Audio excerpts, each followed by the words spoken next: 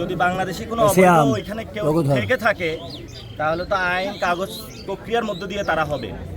তো রাতের আধারে চুপিসারে এখানে হলো রেখে তারপরে তারা চলে যাচ্ছে এবং আমরা শুনতে পাচ্ছি সীমান্তের ওই পারে অনেক মানুষকে তারা সমাবেত করেছে বাংলাদেশে পুশিং করার জন্য। আমরা সরকারের উদ্দেশ্যে বলতে চাই বাংলাদেশের মানুষ কোনোভাবেই পুশিং মেনে নেবে না এবং পুশিং বন্ধে সরকারকে জরুরি উদ্যোগ নিতে হবে।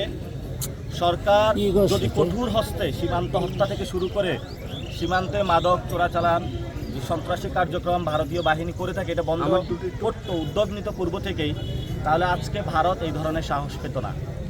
এবং গতকালকে স্বরাষ্ট্রমন্ত্রী যে বক্তব্য দিয়েছেন সালাউদ্দিন সাহেব, এটি একটি বাংলাদেশি মানুষদেরকে হত্যাকাণ্ডের মধ্য দিয়ে নিয়ে যাওয়ার একটি বক্তব্য দিয়েছেন এবং বাংলাদেশের সীমান্তবাসী যারা রয়েছে তাদেরকে তিনি অনিরাপদ করে দিয়েছেন।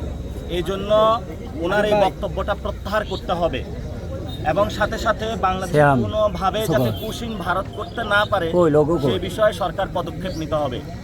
আমরা এখানে যে এসেছি ভারত থেকে বাংলাদেশে কয়েকটি পরিবারকে তারা পাঠিয়ে দিয়েছিল এবং তারা মানবেতর জীবন যাপন করছিল এখানে আমাদের ঠিক সামনেই। আমরা আসবো এই শুনেই গতকালকে রাত্রে তাদেরকে আবার তারা নিয়ে গিয়েছে। এখন আমরা তো সকল সীমান্তে বিভিন্ন জায়গায় যাব, মিছিল নিয়ে যাব আর তারা নিয়ে যাবে। তারা এখানে প্রবেশ করালো কিভাবে সেটাও তো সরকারের কাছে প্রশ্ন। সেখানে সরকার পতাকা বৈঠক করেছে, সেখানে কোনো ফ্রুটফুল সলিউশন আসে নাই। তাহলে সরকারের যে ফরেন পলিসি এবং স্বরাষ্ট্র যে নীতি আছে সেটা আজকে বাংলাদেশের মানুষের সামনে স্পষ্ট হয়েছে যে এটা ভঙ্গুর একটা নীতি, যেটা বাংলাদেশের নাগরিকদের নিরাপদ করতে পারছে না। তো যেখানেই সীমান্ত হত্যা হবে সীমান্তবাসীর সামনে ইনশাল্লাহ আমরা আছি, আপনারা ঐক্যবদ্ধভাবে বিজিবির সাথে থাকেন। যদি কেউ রাতের আধারেও পুশিং করার চেষ্টা চালায় গ্রামবাসী মিলে আপনারা এটা প্রতিরোধ করবেন, বিজিবিকে খবর দিবেন, পুলিশকে খবর দিবেন।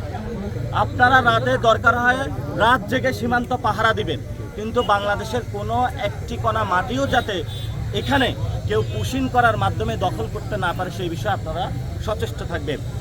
আমি পুরো বাংলাদেশের নাগরিকদেরকে আহ্বান জানাবো, দল মত নির্বিশেষে কে কোন দল করেন ভাই আপনার দল রাখেন। এটা খুবই বড় ধরনের বাংলাদেশের সার্বভৌমত্বের ক্রাইসিস।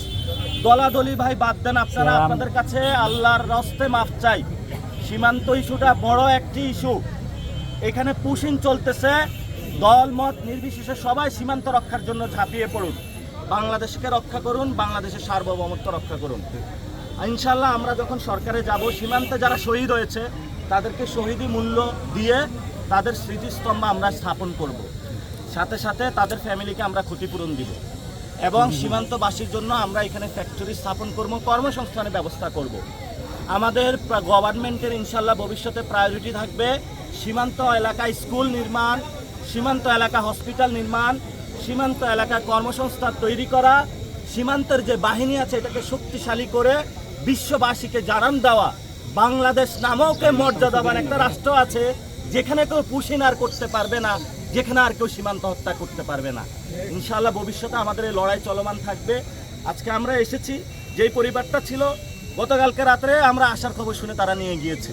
শুভেন্দু অধিকারী এটা হলো শুভেন্দু অধিকারী সরকার বা বিজেপি সরকার করছে, তা আমরা সরকারকে আহ্বান জানাই সরকারের কঠোর হওয়া প্রয়োজন, সরকারের এখানে নম হওয়া প্রয়োজন নাই। বাংলাদেশের মানুষ আপনাদের এটা একটা লিটমাস টেস্ট, এই লিটমাস টেস্টে যদি আপনারা ফেল করেন তাহলে কিন্তু বাংলাদেশের মানুষ আপনাদেরকে ফেল করে দিবে।